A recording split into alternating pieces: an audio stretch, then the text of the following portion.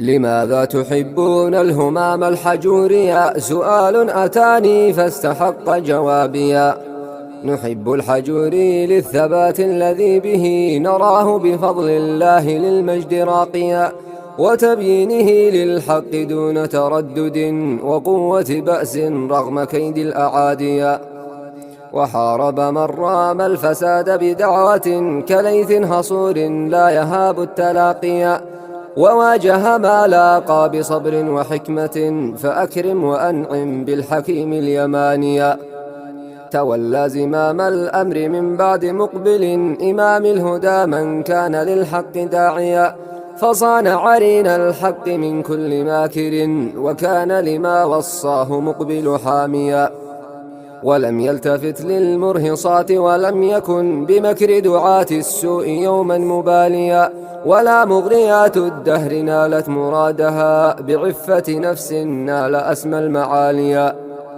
فما لان في ذات الإله ولم يكن لأجل فلان دون حق محابيا، وكم حاول الأعداء تشويهه فلم ينالوا مرادا فضل مولى المواليا.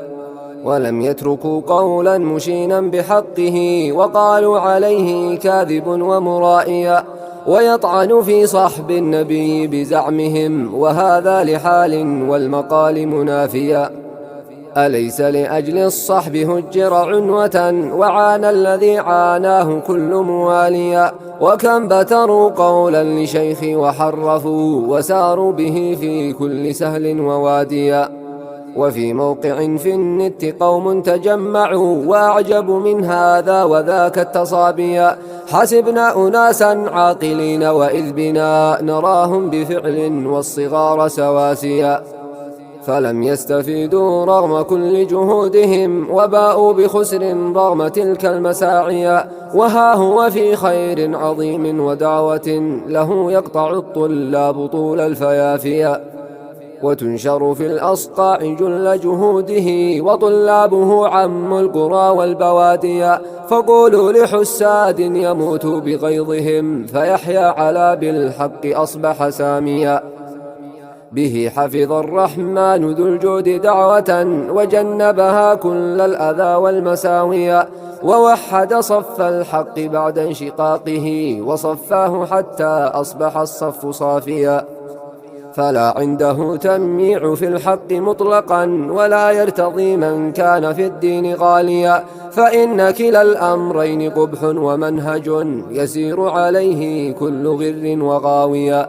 ألا فليمت بالغيظ كل مناوئ، فإن الحجوري للعلا في ازدياديا، يسير على ما سار من قبل مقبل ومنهجه حمدا لمولاي صافيا. وموعدنا يوم القيامة عند من علينا رقيب عالم بالخوافيا، هنالك يلقى كل فاعل فعله، وويل لمن يلقى المهيمن باغيا، وويل لمن يلقى المهيمن باغيا، وويل لمن يلقى المهيمن باغيا. كلمات الشاعر عاصم البيطار.